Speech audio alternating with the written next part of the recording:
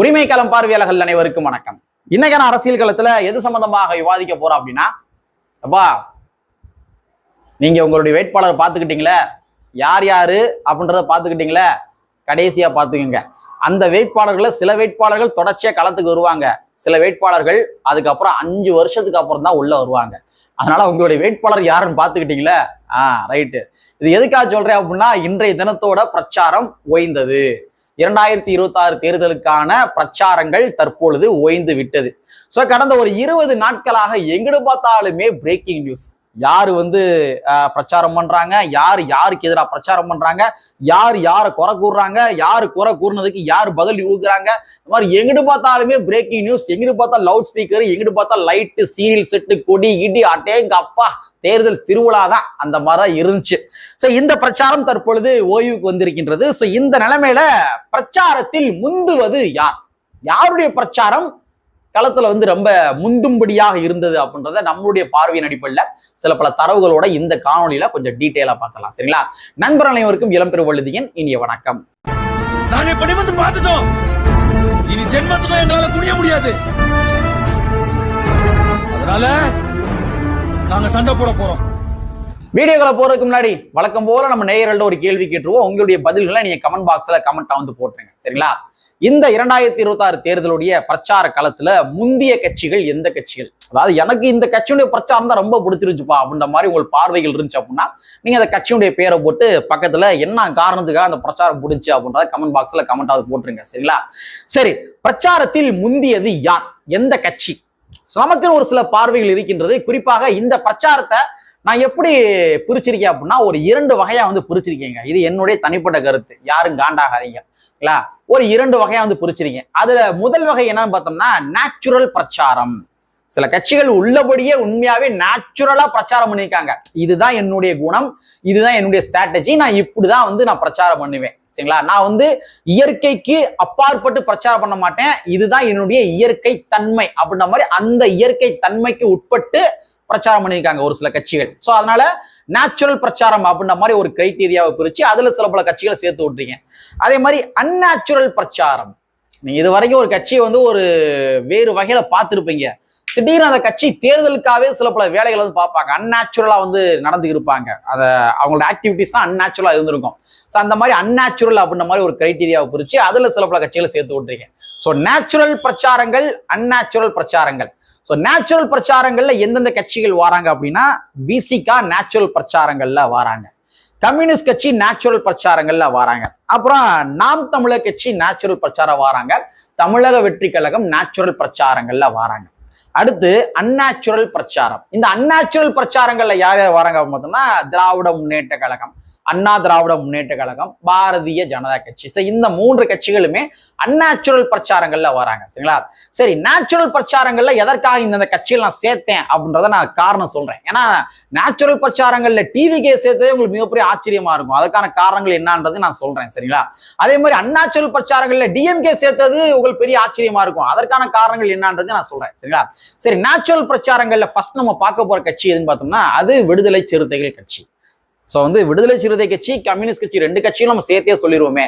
விசிகாவும் communist கட்சிகளும் எப்பொழுதுமே போராட்ட களங்களாக இருந்தாலும் சரி, மாநாடுகளாக இருந்தாலும் சரி, அதே வேளையில தேர்தல் பிரச்சாரங்களாக இருந்தாலும் சரி, எப்பொழுதுமே ஒரு நேச்சுரல் தன்மையோட இயங்கக்கூடிய நபர்கள். அவங்க எப்பொழுதுமே செயற்கை தன்மையாக ஒருபோதும் இயங்கவே மாட்டாங்க. அவங்க எப்பொழுதுமே நேச்சுரலா இயங்கக்கூடிய நபர்கள். ஸோ அந்த வகையில தான் இவங்களுடைய பிரச்சாரங்களும் கூட தற்பொழுது இந்த 2026 தேர்தலில் ரொம்ப ரொம்ப நேச்சுரலா இருந்துச்சு. நீங்க தேர்தல் களத்துல நீங்க டைரக்டா போய் பார்த்துருந்தீங்க அப்படின்னா உங்களுக்கு தெரியும், அந்த கட்சிகள் இருக்கிற அத்தனை செக்டார் பீப்புள் இருப்பாங்க தெரியுமா, அத்தனை செக்டார் பீப்புளுமே உழைச்சாங்க. இத்தனைக்கும் அவங்களுக்கு மீடியா ஐடென்டிபிகேஷன் இல்லாம, மீடியா சப்போர்ட் இல்லாம இந்த நேச்சுரல் கட்சியில விசிகாவும் கம்யூனிஸ்ட் கட்சிகளும் மீடியா சப்போர்ட்டே இல்லாம தான்ட்ட இருக்கிற அந்த ஃபெசிலிட்டிஸ் இருக்கு தெரியுமா, அதை மட்டுமே பயன்படுத்தி ரொம்பவே நேச்சுரலா வந்து பிரச்சாரம் பண்ணாங்க. ஏன்னா அவங்க யார்கிட்ட போய் பார்க்க போறாங்க, மக்கள் தானே. இது வரைக்கும் மக்கள் தான் சந்திச்சு இருந்தாங்க, மக்களோட மக்களா களத்துல இருந்தாங்க. அதனால மக்கள்கிட்டயே போய் டைரக்டா பிரச்சாரம் கேட்டாங்க. அங்க மற்ற கட்சிகள் மாதிரி வந்து பெரும் பெரும் பணங்களை வந்து முதலீடுகளாக போட்டு அதன் மூலமாக தன்னைத்தானே வந்து ஒரு 4 பேர் பொய்யில் புலவர்களை வச்சு புகழ விடுறது, அந்த மாதிரிலாம் இவங்க பண்ணவே இல்லை. அவங்க ரொம்ப நேச்சுரலா பிரச்சாரம் பண்ணாங்க. அவங்களுடைய பிரச்சார வாகனங்கள்ல சில பல கெஸ்ட்டுகள் வந்தாலும் கூட வந்து இயற்கைக்கு அப்பாற்பட்டுலாம் அவங்க வந்து உட்டாலங்கடி விட்டுலாம் பிரச்சாரம் பண்ணல. விசிகாவா அது இதுதான், கம்யூனிஸ்டுகளா அவங்க இவங்க தான், இவங்க இப்படிதான் இருப்பாங்க, ஸோ இவங்களுடைய போராட்ட கழகங்கள் இதுதான் அப்படின்ற மாதிரி அந்த உண்மை தன்மைகளை சொல்லி பிரச்சாரம் கேட்டாங்க. ஸோ அதனால நேச்சுரல் என்று சொல்லப்படுகின்ற அந்த கிரைட்டீரியாவில் நான் விசிகாவையும் கம்யூனிஸ்ட் சேர்க்கிறேன். அடுத்த நாம் தமிழர் கட்சி, அப்கோர்ஸ் நாம் தமிழர் கட்சி வந்து நம்ம மேல அந்த கட்சி மேல நமக்கு 1000 விமர்சனங்கள் இருந்தாலும் சரி, உங்களுக்கு தெரியும் நம்ம வந்து நாம் தமிழர் கட்சி எந்த அளவுக்கு நம்மளுடைய சேனலை கடுமையா விமர்சனம் பண்ணிருக்கோன்றது தெரியும். ஸோ 1000 விமர்சனங்கள் இருந்தாலும் சரி, அவங்களுடைய பிரச்சாரங்கள் ரொம்ப நேச்சுரலா தான் வந்து இருந்துச்சு, சரிங்களா?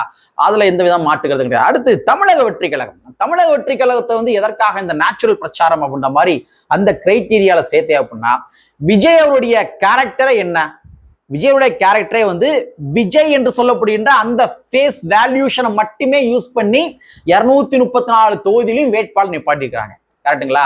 மதுரை கிழக்கு விஜய், மதுரை தெற்கு விஜய், மதுரை மேற்கு விஜய், இந்த மாதிரி 234 தொகுதியிலுமே விஜய் என்று சொல்லப்படுகின்ற கேடட் தான் போட்டி போடுறாரு நினைச்சு நீங்க வாக்களிங்க அப்படின்ற மாதிரி விஜய் அவர்கள் வந்து மதுரை மாநாட்டை சொன்னார்.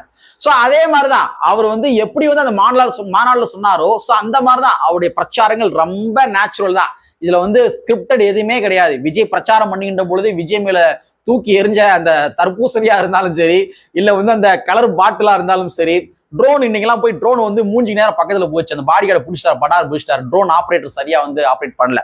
ஸோ இந்த மாதிரி அவருடைய பிரச்சாரங்கள் ரொம்ப ரொம்ப நேச்சுரலா இருந்துச்சு. அத்தனை லட்சம் நபர்கள் திரண்டாங்க, தொண்டர்கள் திரண்டாங்க அப்படின்னா அத்தனை தொண்டர்கள்ட்டுமே ஹிண்ட் கொடுக்க முடியாது. எப்பா நீ இப்படி நடந்துக்கிறணும், நீ இப்படி நடந்துக்கிறணும், நீ இந்தந்த போட்டோஸை கொண்டு வந்து என்ன தரணும், நீ இந்தந்த போட்டோஸ் கொண்டு வந்து தரணும். ஸோ இந்த மாதிரி ஸ்கிரிப்டட் எதுவுமே கிடையாது. நான் ரொம்ப ஹானஸ்டா சொல்றதா இருந்தா, ஒருவேளை ஸ்கிரிப்டடா இருந்தாலும் கூட நீங்க கொங்கு மண்டலத்துல வந்து விஜய் அம்பேத்கர் படத்தை வாங்கியிருக்க மாட்டாப்ல. ஏன்னா கொங்கு மண்டலத்துல இங்க இருக்கிற ஆண்ட கட்சிகளும் ஆளுகின்ற கட்சியும் ஒருபோதும் அம்பேத்கரை ப்ரொமோட் பண்ணவே மாட்டாங்க. இன்னும் சொல்ல போறா இருந்தா கோயம்புத்தூர்ல அம்பேத்கருக்கு பொது இடத்துல சிலையே கிடையாது, தெரியுமா?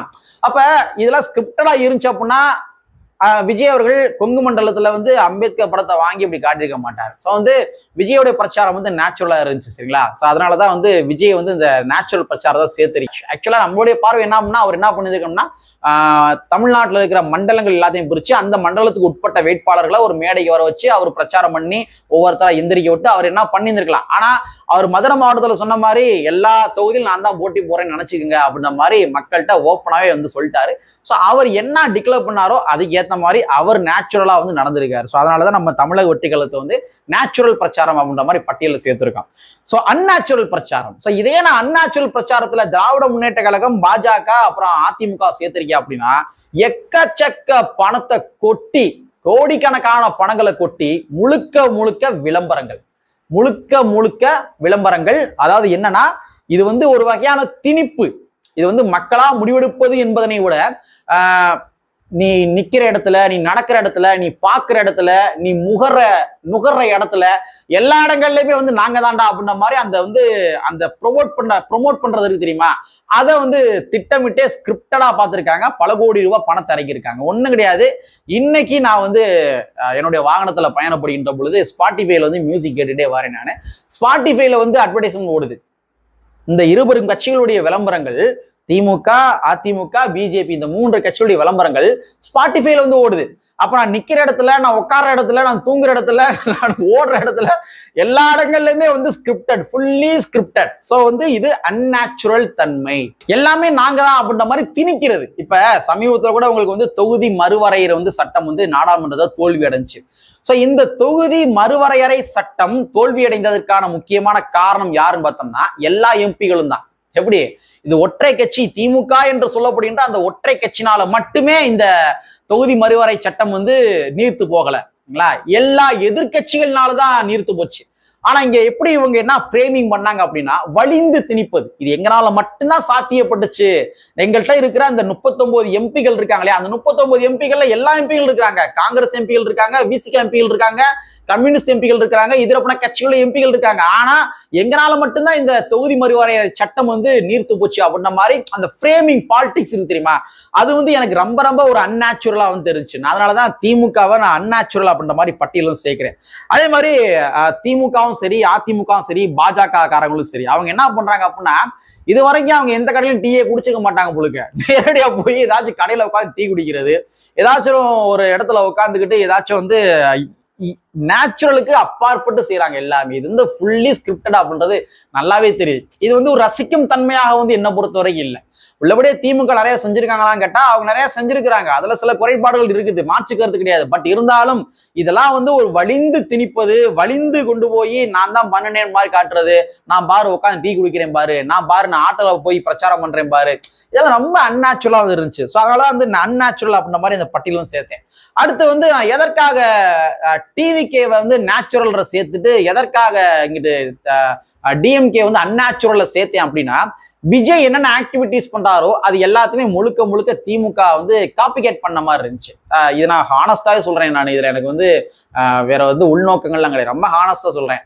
டிவிகேவுடைய விஜய் அவர்கள் என்னென்ன பண்ணாரோ அது எல்லாமே நேச்சுரலா பண்ணாரோ அது எல்லாத்தையுமே அன்நேச்சுரலா டிஎம்கே பண்ணாங்க அப்படின்ற மாதிரி தான் என்னால் புரிந்து கொள்ள முடிகின்றது. இவர் விஜய் கண்ணாடி மாட்டின உடனே ஒரு ரசிகர் கொடுக்குறாரு, கண்ணாடி மாட்டாரு. கண்ணாடி மாட்டினதுக்கு முன்பாக இங்கிட்ட உதயநிதி ஸ்டாலின் அவர்கள் அவர்கிட்டயே ஒரு ரசிகர் ஒரு தொண்டர் கண்ணாடி கொடுக்குறாரு, அவர் கண்ணாடியை மாட்டாரு. ஸோ ஒரு நேச்சுரல் அன்நேச்சுரல் அது கொஞ்சம் செட் ஆகல. அதே மாதிரிதான் வழக்கம் போல நிறைய விஷயங்கள் அதே மாதிரிதான் விஜய் அவர்கள்ட்ட இப்ப விஜய் அவர்கள் அம்பேத்கர் படத்தை கொடுத்த உடனே நேற்றைய தினத்துல முதலமைச்சர் மு.க. ஸ்டாலின் அவர்கள் அம்பேத்கர் படம் தூக்கி காட்டாரு. ஆனா அவருடைய அலுவலகத்துல கூட அம்பேத்கர் படம் இருக்காது. திராவிட முன்னேற்ற கழகத்தினுடைய பல ஊராட்சி மன்ற தலைவர்களுடைய அலுவலகங்கள்ல அம்பேத்கர் படம்லாம் இருக்காது. இது எல்லாமே அன்நேச்சுரலா தெரிஞ்சு. ஸோ என்ன பொறுத்த வரைக்கும் இந்த பிரச்சாரத்தை ஒரு 2 வகையா பிரிச்சிருக்கேன். ஒன்னு நேச்சுரல், ஒன்னொன்னு அன்நேச்சுரல். ஸோ நான் ரொம்ப ஓப்பனா சொல்றதா இருந்தா, யாருடைய பிரச்சாரம் களத்தில் முந்தியது அப்படின்னா நேச்சுரல் பிரச்சாரங்கள் தான் களத்தில் முந்தியது. அன்நேச்சுரல் பிரச்சாரங்கள் மக்கள் ப்ரெடிக்ஷன் பண்றாங்க, அவங்க அலசி ஆராய்ஞ்சு பகுத்தறிந்து அது என்னன்றது தெரிஞ்சுக்கிற ஆரம்பிக்கிறாங்க. அதனால என்ன பொறுத்த வரைக்கும் பிரச்சாரத்தில் முந்தியவர்கள் யாருன்னு பார்த்தோம்னா அது அப்கோர்ஸ் அது விடுதலை சிறுத்தை கட்சி, கம்யூனிஸ்ட் கட்சிகள், தாவேகா, நாம் தமிழர் கட்சி. இந்த 4 கட்சிகளுமே அவங்க களத்துல முந்தினாங்க என்பதால்தான் நான் பார்க்கின்றேன் என்பதனை கூறிக்கொண்டு, தேர்தலில் யாருக்கு ஓட்டு போட வரோமோ அதை கொஞ்சம் பார்த்து நறுக்குன்னு ஒரு குத்தி விட்டுருங்க என்பதனை கூறிக்கொண்டு, யாருக்கு ஓட்டு போடலாம் அப்படின்றது என்னுடைய பார்வைன்னு ஒரு பார்வை இருக்குது. அந்த பார்வையை நாளைக்கு தொகுத்து ஒரு வீடியோ நான் வெளியிடுறேன் என்பதனை கூறிக்கொண்டு, கற்பி ஒன்று சேர் புரட்சி சென்று புரட்சியில் அம்பேத்கருடைய வரியை கூறிக்கொண்டு நிறைவு செய்கின்றேன். நன்றி, வணக்கம்.